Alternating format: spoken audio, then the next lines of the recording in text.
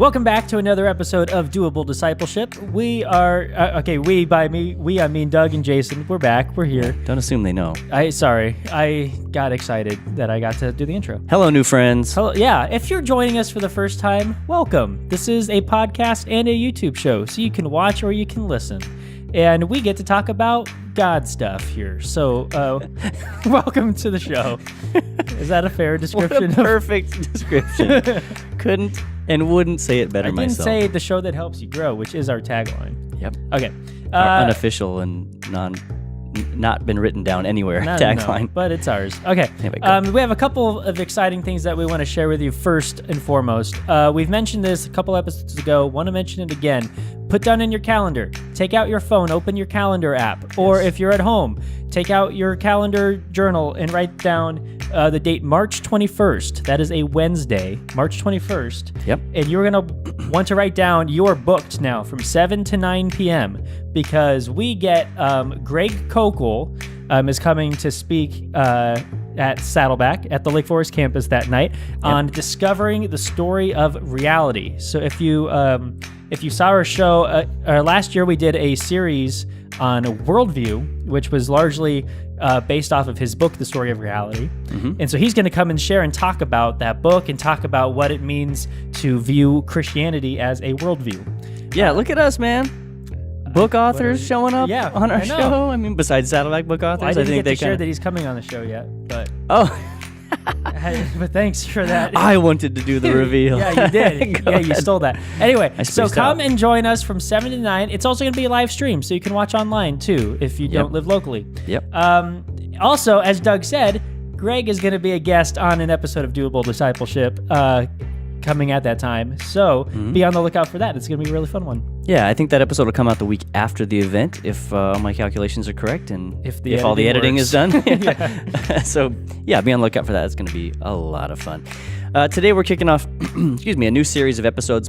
We're going to be talking about attributes of God. So, what are the traits, the characteristics that sort of make God God? Like, what are the things that are like the hallmarks of our God? And we'll be talking about that over the course of the next 3 or 4 weeks, and it's going to be really great.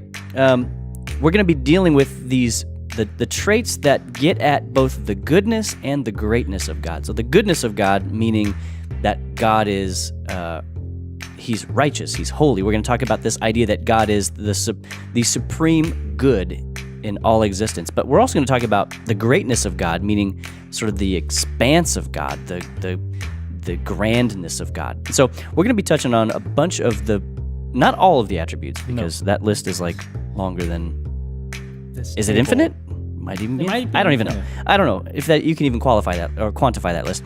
My point is we're going to be talking about some of the big ones that are most often discussed in theological circles and that have a huge impact on how we live our lives each and every day.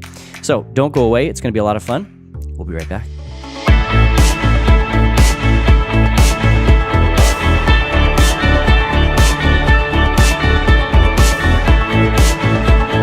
All right, we're excited to talk about attributes. Wait, no. Use the center camera for when we're coming back. You said coming. Please keep this in. Don't edit this out. Take 2. All right, we're coming back. Attributes of God. We're excited to talk about this. All right, today we're talking about 3 major attributes, talking about the greatness of God.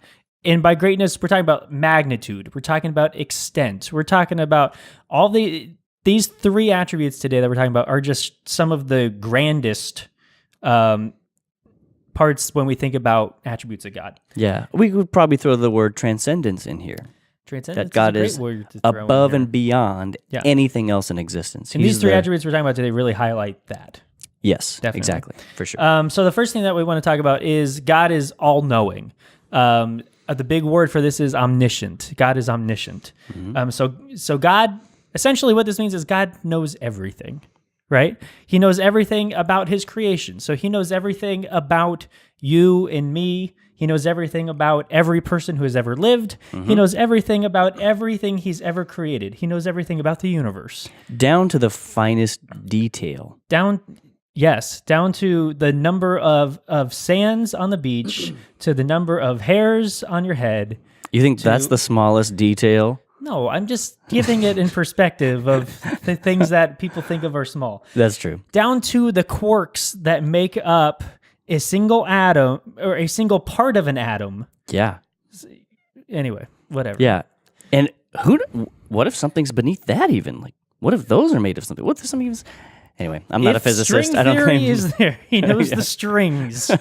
Okay. Yeah. So basically what we're saying is all things. Yeah. He knows all things. And it's not just about like things that exist either. It's not just about the tangible things. Mm-hmm. He knows everything about the past, the present, and the future. He exists outside of time. That's what we're talking about in transcendence. You're right. He exists outside of time. So past, present, and future are in front of him. Yeah. So he knows everything that happened, is happening, will happen. Yeah, we touched on that, I think, when we did our Creation It Started episode? But How episode back in the Worldview series. We just talked about that idea that God exists in a way that he exists without respect to time and space because he's outside of it. So, he has complete, full knowledge of everything that has happened, ever will happen, is happening. Oh, that complete, full knowledge. Yeah. There is nothing that can be hidden from God's knowledge. Nothing that he does not know. Yeah. And there's a great verse that talks about this. Isaiah 46:10 says, "Only I can tell you the future before it even happens." That's God is literally God saying, talking. Yeah. It's not Isaiah saying that. Making a bold through statement, Isaiah, but not him. Yeah. So God is saying, only I can tell you the future before it even happens. And there's some other great verses that we'll talk about a little later that encompass this too. But it's just this idea that God exists, or it is only God has this attribute. Yes. Only God is all-knowing. Yeah. No other being shares that. Only I can tell you the future before it happens. Right. And so, and that's important as we think about culture. There's been, tons of people who have, expressed that they can know the future or whatever like that. God says, only I can know the future before it happens. Yeah. Sometimes God has worked through prophets. Yeah. But it comes from God's power, from God's omniscience. Yeah. Even angels and demons don't have that kind of supreme knowledge of past, future. The devil doesn't have that. He does not have that omniscience, no. And this is, I think, it's important to always make sometimes these reminders that, and for some of you, this is eminently obvious. Some of you, not so much, though. God and Satan are not these equal opposite forces at all. God is supreme, the maker of all things, including Satan, which go back and listen to The Day We Broke the World episode if you're wanting more on that. Man, we've got a bunch of episodes now. We keep being able to point to this and that. This is episode 40? 41. 41. Yeah. Anyway, look at us with our math.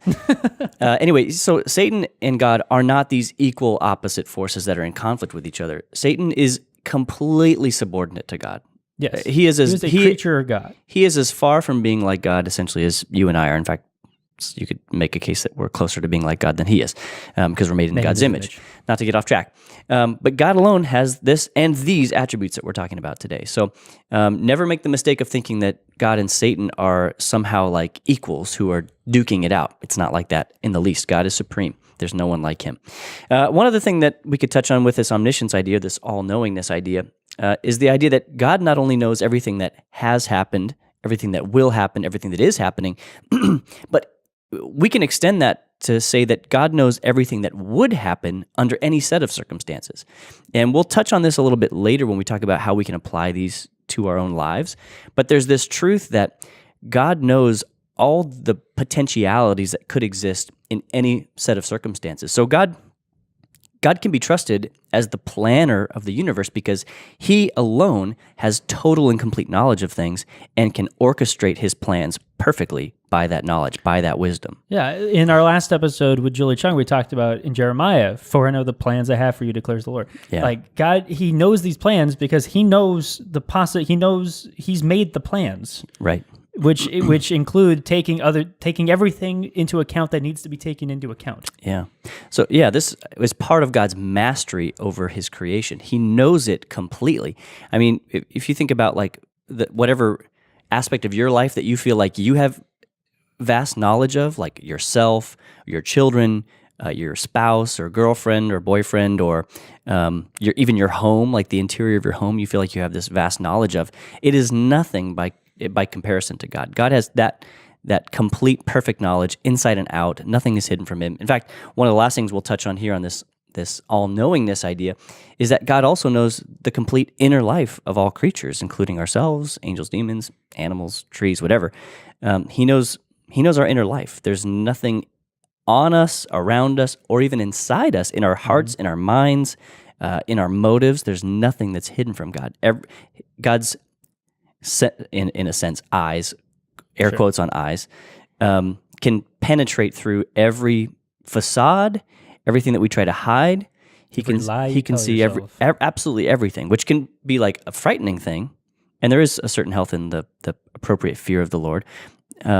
But as we'll touch on at the end, there's also some really comforting and beautiful good things that come out of that as well. Anyway, and touching on that, knowing the inner life, Psalm 139 verse 4, which we're reading more of Psalm 139 later, says, "You know what I'm going to say even before I say it, Lord." So God knows us through and through, inside and out. He's all-knowing. All right, on to the next one. The second one that we're going to touch on. First, God is all-knowing. Second, God is all-present, or the theological term that sometimes uses omnipresent, or God's omnipresence. And this basically just means that God's presence and awareness fills all of creation. There is nothing within creation that is beyond his awareness. No part of reality is beyond his reach. He's present throughout everything that he's made. There's no part of existence where God is not. There's no pocket where God cannot be found, or where God's presence and awareness is not there's there. There's nowhere where you can go say, "Oh, I see this area on the map. It says God's not there." Yeah, I'm gonna go there, whatever. Sure, or some corner of the universe out in like a black hole or whatever. There's no place like that. Now we know his presence can be thought of in different senses, right? So there's the sense. There's on the one hand, like you ever hear people pray like, "God, just be present with us today," that kind of thing. Well, what do they mean when?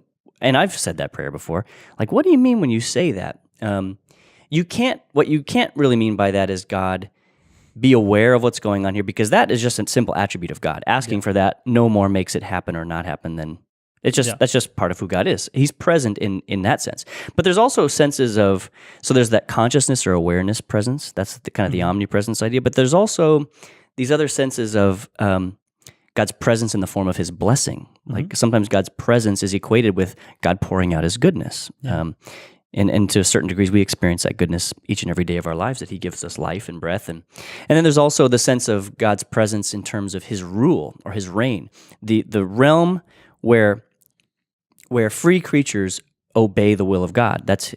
He's present in the sense of being obeyed by creatures and having authority over free-willed creatures. So there's different aspects to God's presence, but at the most basic level, we just know that God is fully aware of everything happening in his creation at all times, because just like we said with time a little bit ago, that it's sort of time, and this is a bad metaphor because again, we're using spatial things to describe it, but if just as time is kind of laid out before God, he has complete knowledge and access of that, the same is true of space, and he's kind of He can easily inhabit all of space because he's not bound by any physical limitations. Yeah, I always liked in this part, I'm talking about his omnipresence, and we'll touch on this a little more later, but it's the idea that like there's a period of time where people believed in gods that were physical beings that existed in a specific place, and they, could point and say like, there's where so-and-so lives. Yeah. And in this completely reverses that idea, right? And is saying no, God is omnipresent. Yeah, he is everywhere. Yeah, and we'll get into the personal application of that a little bit later. But I think I think you're making an important point, and I would add to that too. I think another important distinction to make is that by saying God is present throughout his creation all the time is not to say that God and his creation are one. Yeah. So we don't hold to this pantheistic view that all is God and God is all. We believe that God specifically he specifically made a creation, a reality, a realm that was distinct from himself. So that there is God and then there is what he made. There is God and then there is me. There's God and then there's you. And it's only because the creatures and the realm or the creation that he made is distinct from himself that he can then have a relationship with it. Kind of like the Trinity. that idea that you have three persons of the Trinity, Father, Son, Holy Spirit. They are one, and yet they are one in being, and yet they are three in person. So there's a oneness, but there's also a distinctiveness between them that allows for for them to relate to one another. Yeah. So it's important that we make that distinction, though. Everything is not God. You and me are not God. This table that I'm tapping on is not God. But God is present and fully aware of what is occurring in his creation all the time. He's present with us. Yeah. Anyway, moving on. Great. So the third attribute in this trilogy that we're talking about today is God is all-powerful, or he is omnipotent is the word for that. Phenomenal cosmic power. I thought of that this morning as I was thinking about this episode. I was like, it's like the end of Aladdin. But Semi-phenomenal, nearly cosmic power. Yeah. Itty bitty live in space. Okay. Yeah. Oh, thank you for finishing that. You're welcome. If you haven't picked up by now, omni means all. So we should have said that. Omnipresent, and omniscience. Yeah. There you go. So what this means is God is able to accomplish or to actualize anything that he wills. Yeah. There is nothing outside of God's power or outside of God's ability. There's some great verses. So let's just hit on these verses quickly. Isaiah 46:10, which is the second part of the verse I read under omniscience. I was like, that verse sounds familiar. Oh, is it? Yeah. My bad. It says, everything I plan will come to pass, for I do whatever I wish. Yeah. It's pretty cut and dry of God saying, I can do whatever I wish. Yeah. It comes from a passage where God is kind of having to lay down the law a little bit. Yeah. And he speaks with a lot of, he just speaks very honestly there. And then in Job 42 says, I know that you can do anything and no one can stop you. And that's Job, he's talking of God. I know that you can do anything and no one can stop you. Yeah. That's great. So we used the word actualize a minute ago, which is basically just that idea that God can bring anything to pass that he wants to. He anything that he chooses to do, he can do because he has the power, the capability, whatever word you want to use to make that a reality. Yeah, I don't know if we talk about it later, but like in talking about like creation. Right. Let there be light. And there was. Like that's a sheer clear sign of God's omnipotence. God says, let there be, and so it happened. Yeah. Right. And nothing is too grand to be accomplished by God. And we were joking about this the other day that like we have the biblical account that God created in 6 days, and the seventh day he rested. But it wasn't because God was like tuckered out. Yeah, it wasn't for exertion. Oh goodness, that was strenuous. Time for my lemonade. Yeah, and he sits down on the hammock with a lemonade and watches the sunrise that he made. No, the rest was just God setting up a pattern, and actually it's him modeling something for human beings. It means that God ceased his work of creation, not that he was tired from it. So everything is effortless to God. And I'll make another caveat here. We could have packed out this episode with hundreds of scriptures. We just didn't do that because we got to keep things kind of brief, because you can only listen for so long. Your batteries will die or whatever. But we're just kind of peppering this with some of the best ones there. Kind of coupled under this idea of God's omniscience or God's all-powerfulness is the concept of God's sovereignty, which basically just means that God is the ultimate authority in existence. The buck stops there. The buck stops with God. He does not require permission from anyone to do what he wishes. He can do what he sees fit because he's the ultimate authority of creation. He's the ultimate standard of what is good, the ultimate standard of what is right, and he has the power, as we're talking about now, to make real whatever he desires. And that's another clear example of how God is so different than Satan. Because in Job, we see Satan has to ask God permission. Right. He's like, can I do this? And God says, you can do some of that, but you can't do that, Yeah, exactly. Yeah, so again, Satan is completely subordinated to God. Yeah. There's no contest there. So we want to keep making that clear. Talking about this sovereignty idea or God's omnipotence, looking at Daniel chapter 4, verses 34 through 35. A couple episodes ago, we talked with Jay Cranda about Daniel, and that was a fun conversation, but we also touched on there's this part in the book of Daniel where King Nebuchadnezzar loses his mind for a period of, I believe it's like 7 years. It's for quite a long time. And he goes out and basically lives like an animal. He's eating grass. He literally snaps. And this is inflicted on him by God because of his rebellion and his wickedness. And this is what King Nebuchadnezzar, once he comes back to his senses, proclaims about God. So Nebuchadnezzar sort of had this moment where he came face to face. When God inflicted this upon him, he came face to face with God's power. And King Nebuchadnezzar, at the time, the grandest power on earth, humanly speaking, was completely decimated by just a stroke of God's power. And so this is what he says. He says a few things here, but this is a good excerpt from it. He says, talking about God, talking about the God of Daniel, the God of Abraham, Isaac, and Jacob, our God, he says, his rule is everlasting and his kingdom is eternal. All the people of the earth are nothing compared to him.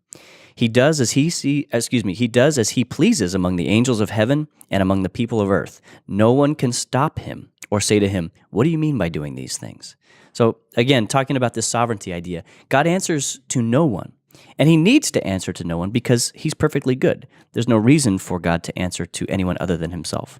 And there is no other that is at God's level. Yeah, I think the perfect encapsulation of his sovereignty is that he is omniscient, omnipresent, omnipotent. Right. Like that, he is completely and utterly sovereign. Yeah. And that he alone has these attributes. Yeah.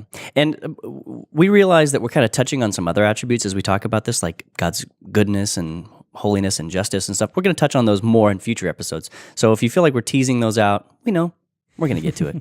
Don't sweat it. Let's talk real quickly, though, before we move on from this this all power point. Is there anything that God can't do? Are there any limits to what God can do? Is that a question that you're asking, maybe? Yeah. You may be asking that question out there. And I think it's one that we kind of all wrestle with. It's a little on the philosophical side, but it's kind of important. Like, it gets you thinking. And the answer is yes, there are some things that God can't do. It's not that he can't do them because his power is just not sufficient to do them. Like, he just doesn't have the power to do it. Like, it's too big, it's too hard, it's too whatever. It's not something he is woeing about. There's nothing that God does not have enough power to do. Yeah. But there are two that I can think of. There are at least two categories of things that God can't do. The first thing is God can't do anything that will conflict with his nature. So God will never do anything that's in conflict with his core traits, with what makes him him. For example, God is holy, God is good, God is righteous, God is truth, God is love. There are a lot of sort of core attributes of God, and he'll never do anything that violates those. God only acts according to his nature, because if he were to act in a way that was other than his nature, he could not be God anymore, because it would reveal an inconsistency in him. And this is where we have to recognize the difference between God and us. We live in this conflict between two natures. We have this image of God on us, and if we're believers, we have the Holy Spirit in us, but we're also in conflict with our old nature, the sin nature that kind of draws us toward doing what's wrong and leads us into temptation. God does not have that broken nature. No. God has no inclination to do what is wrong, and he never will do what is wrong, because it would violate the very core of his being. And we can see that in Jesus. Perfect example. That's why Jesus lived a perfect life. He could do no other because he was God. Now, he was tempted in very real ways, and he did take on genuine human life, genuine human flesh. But because he was God, he did no evil. So one example with that would be God cannot tell a lie. Yeah. That's something that God will not do. And it's almost like a blend between cannot and will not, because cannot implies that like he's like in some way limited, but it's not really that it's not really a limitation. It's simply that kind of action is incompatible with who he is. Therefore, it will never happen. It does not compute. Yeah. It brings up an error message on the screen of like, it can't, just isn't a thing. Okay. Right? Yeah, all right. Do you get what I'm saying? I get what you're saying. Yeah. Here's a good verse on this. Hebrews 6:18 says, God has given both his promise and his oath. These two things are unchangeable because it is impossible for God to lie. So God cannot do anything that violates his nature. Secondly, God can't do anything that is logically absurd. So there are simple laws of logic, and just because you read a good article on this on Got Questions, which was, I think, put it funny, just because you can string words together and challenge God to do it doesn't mean that it may be meaningless. The age-old example of this would be, can God make a rock so heavy that he can't lift it? Which is just, if anyone ever asks you that question, you have to say, that's a dumb question. It makes no sense. What you've said is logically absurd.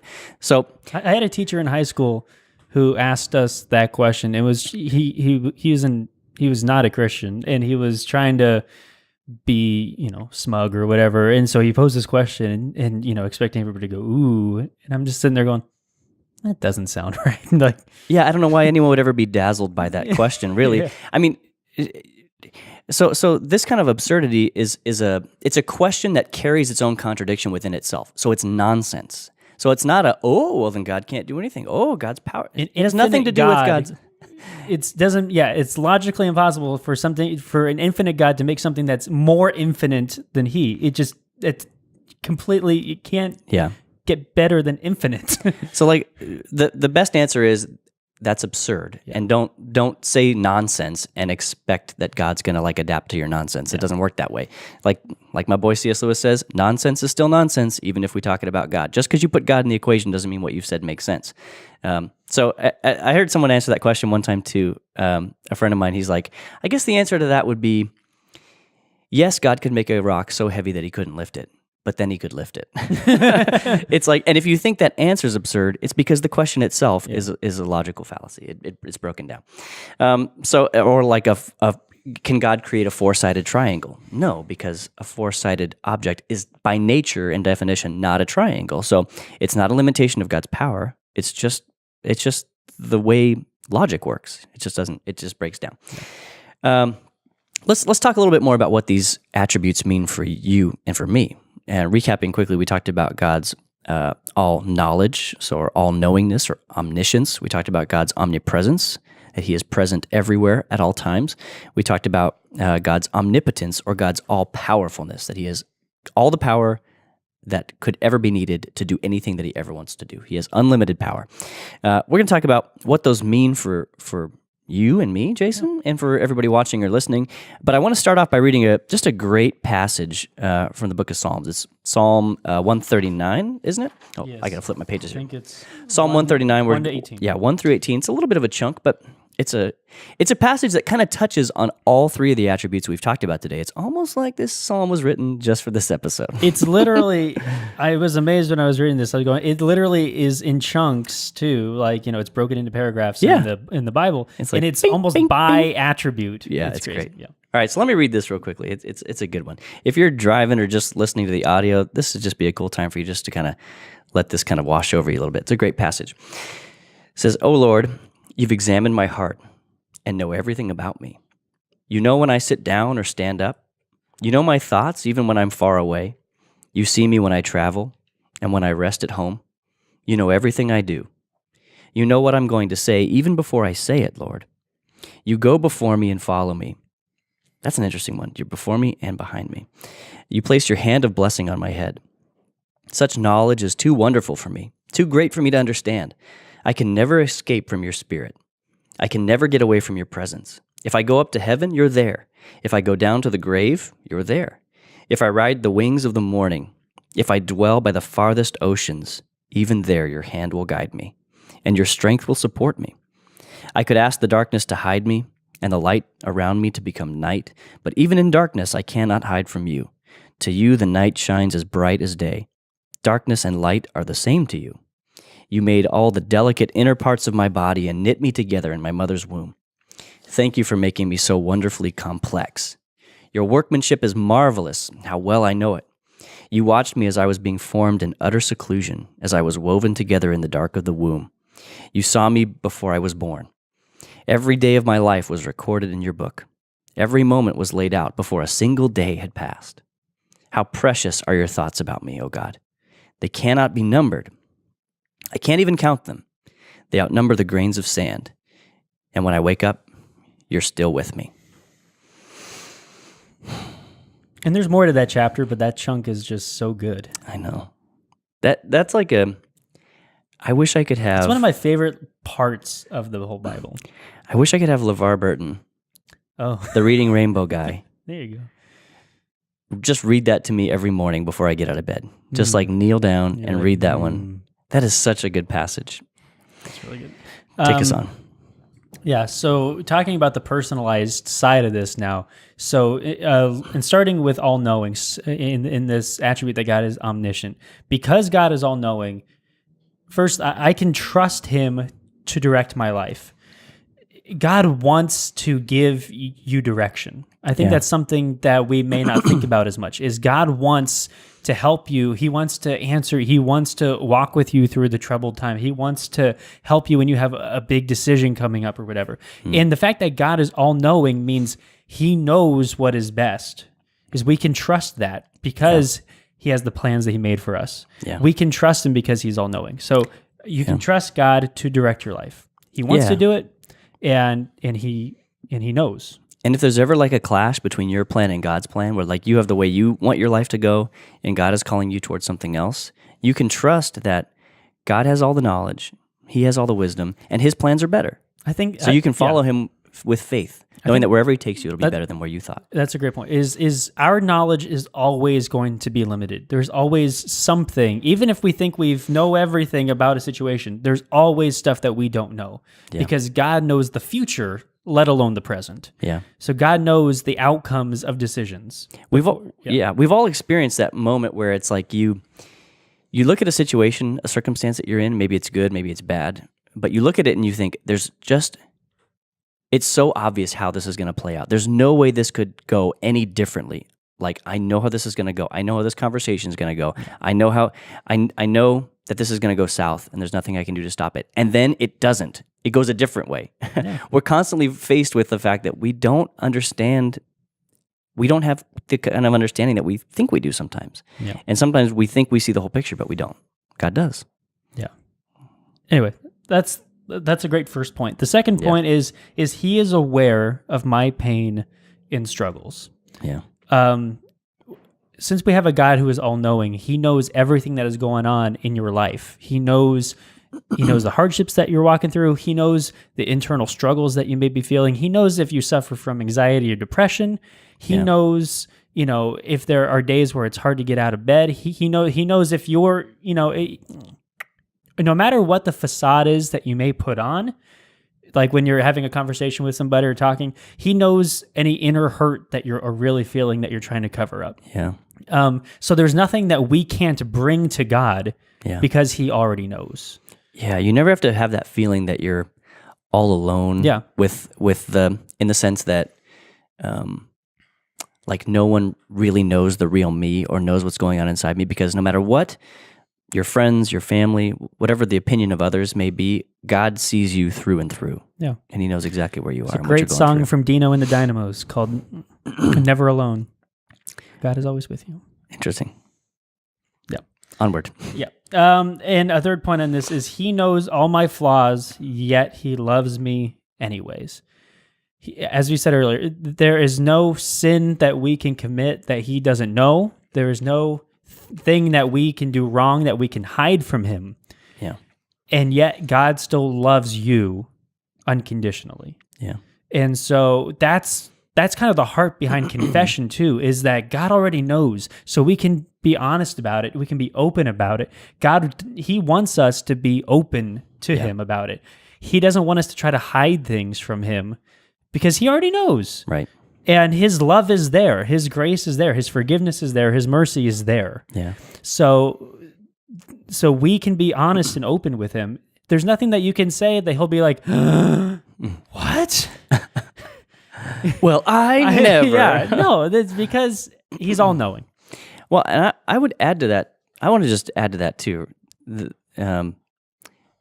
We talked earlier about how God knows perfectly past, present, and future. That if you ever have that moment where you're like, oh man, I just made this mistake, or whatever, and you feel like God's going to leave me because of this, or like God's not going to want anything to do with me, or that kind of thing. Just remember, or if I do this thing, then God will turn his back on me. Just remember that God always knew that you were going to do that. Yeah. You didn't surprise him with it. Like, it didn't come out of nowhere. And it's not like, this is the beauty of God, or one of the many aspects of God's beauty, is that he doesn't just know everything about you now, he knows everything about every stage of your existence. So he knew before he made you all the mistakes that you would make, all the things you do right, all the things you do wrong. He knew that you would turn to him. He knew that you wouldn't. He knew everything that you would do, and yet he loves you anyway. And that's one of the great truths of the scriptures, is that though he knows everything about us, he loves us regardless of that. That's God's agape or all-giving love, that God treats us with love because love is what he is. Love is just part of the essential nature of God. He doesn't give us love because we deserve it or because of the things that we do. He just gives it. So you don't have to hide anything from God, and as scary as it can be to know that, like, oh, God knows everything I've ever done wrong, how naked that can make you feel, recognize the bigger truth behind that God does know every single thing, but he still loves you dearly and wants a relationship with you. That's the kind of God we've got. And I think of it, instead of as a scary prospect, think of it as a freeing prospect. Yeah. Is you don't have to try to hide anything because you can't. Yeah, quit the show. Yeah. You don't have to do that. Matthew 10:29-31 says, "What is the price of 2 sparrows? 1 copper coin? But not a single sparrow can fall to the ground without your Father knowing it. And the very hairs on your head are all numbered. So don't be afraid. You are more valuable to God than a whole flock of sparrows." That's good. All right, next, because God's all present, 2 things. First, I'm never alone or forgotten. You're never by yourself. No matter how lonely you may feel on your darkest and worst day, you are never, ever alone. God is always with you. And that, I think, is a truth that that all of us really need to grasp onto, because it doesn't matter who you're surrounded with. Sometimes you can have great people in your life, but there can sometimes just be days where you just feel alone. You feel like but to know that you're fully understood by God and that he's with you all the time, as you said, is a very freeing truth. Yeah. You're never, ever alone. And second, this is a very kind of pragmatic one. He hears me when I pray. That when I pray, God is present with me. He's right there with me. He's immanent is like one of the theological terms that we use. That he's like right there. Like he is right with you when you turn to him in prayer. Yeah, it's not like you want to pray, but you have to wait for God to come back to you because he's over in China answering a different prayer. Yeah, like the Bruce Almighty thing where it's like all the prayers come pouring in and one person has to. Yeah, that's part of the beauty of it, is that, like, when you answer the question of, like, well, how can God be listening to my prayer now? How can he listen and respond to my prayer now, and also another person who's praying simultaneously on the other side of the earth? Well, God's not limited by all these spatial things. Like, he's not limited by any of that. That's the beauty of his transcendence. All present, all powerful, and all knowing. Yeah. All right, go ahead. And because God is all powerful, none of my problems are beyond his help. There's nothing that you can't bring to God. There's no problem that is too big or too small. Right. That's important. And say, oh, well, I don't think even God can help me with this. Yeah. It's, as we've talked about, there is nothing out of bounds in terms of our need and God's ability to provide. Yeah. And then another point is, I can trust him with things that are beyond my control. Sometimes we find ourselves in places in life or in situations and in seasons that we just feel things are running amok. Yeah. That we feel like we can't get a handle on things or whatever. Yeah. It's not out of God's realm of control. Yeah. And I think when we open ourselves up to this idea that God can work in ways that we don't even see, and many times he does. God works in ways that we're not even cognizant of. Yeah, probably most of what God does is a complete mystery to us. I would imagine it's So, we can put our trust in this God. Yeah.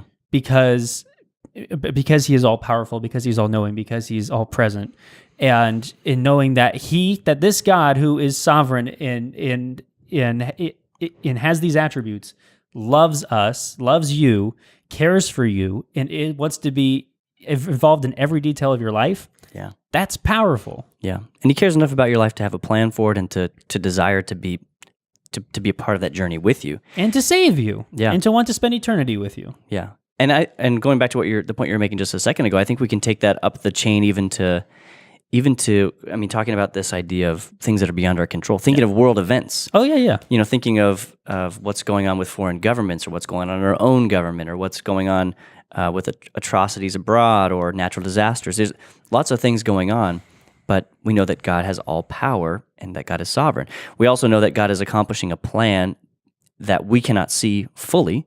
We have a tiny, tiny little perspective, and God has a massive, eternal, creational perspective. Yeah. And because of that, what God does may not always make sense to us. But again, this is where we stand back and go, God's ways are higher than my ways.